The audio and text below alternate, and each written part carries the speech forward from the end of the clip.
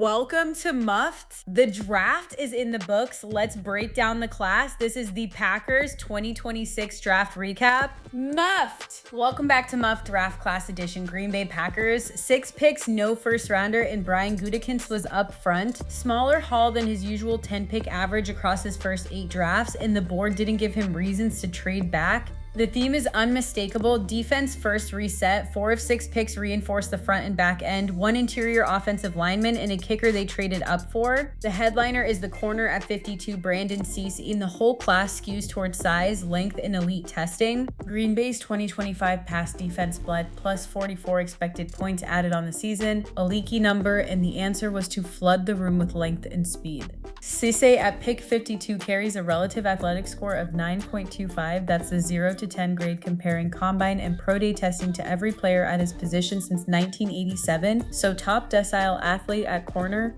His South Carolina line, 27 tackles, a sack and a half worth of tackles for loss, 5 pass breakups. Won't wow you, but Gutekunst wanted size, length, and speed in that room, and Cisse checks every box. Then at pick 120, Penn State edge Danny Dennis Sutton, and this is where the testing card pops. A relative athletic score of 9.96, top 1% of every defensive end measured in 4 decades. Stack that on 12 tackles for loss and 7.5 sacks, 7th in the Big Ten, 34th nationally. And Gutekunst was effusive. Elite athlete at almost 6'6" and 265 pounds, can bull rush, win with speed, set edges. The Packers tried to trade up into the third for him and landed him 25 picks later anyway. Round 6, pick 201, Alabama corner Damani Jackson, relative athletic score of 9.04, another smash testing day.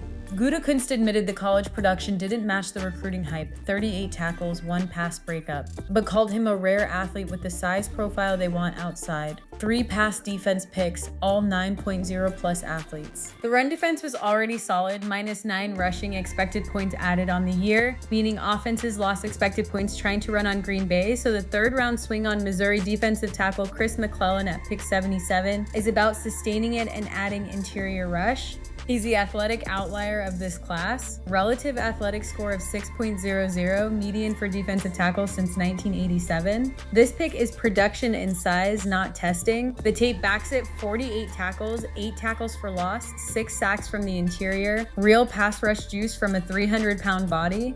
Gutekunst was direct about the philosophy: swap Kenny Clark money for Javon Hargrave, get bigger up front, and stack another 300-pound interior body who can affect the passer. 1 offensive line pick in the athletic profile is the headline. Round 5, pick 153, Kentucky center Jaeger Burton, who tested at a 9.89 relative athletic score for centers, top 1% of every center ever measured.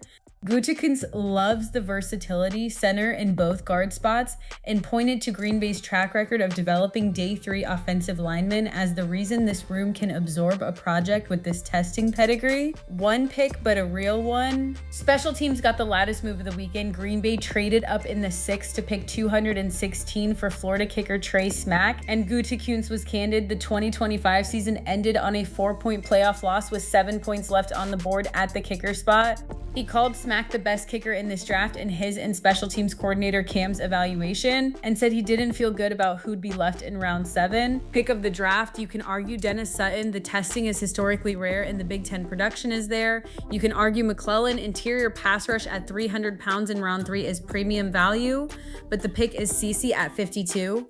Gutekunst flat out said corner was the room he wanted to add to, and he spent his highest pick doing it. Outside corner is the position where length and recovery speed matter most, and Cece's testing says he has both. With only 6 picks, the highest leverage selection is the one that fills the most explicit stated need with a top decile athlete at a premium position. That's Cece. The 2026 story to watch: whether this front 7, Dennis Sutton bending the edge, McClellan plugging the interior next to Hargrave, takes the pass defense from leaky to elite. Green Bay spent 1 pick on offense and is betting the personnel they have is good enough. Gutekunst said it himself. He feels good about that side of the ball, and the biggest swing of the weekend was reshaping the front. Muffed! That's the Packers 2026 draft class. 2 things before you go. 1, if you want a weekly recap for the Packers when the season kicks off, subscribe to the Packers feed wherever you're listening. 2, if you want the same treatment for your fantasy roster every week, head to muff.ai and we'll build you a custom weekly show. That's the wrap.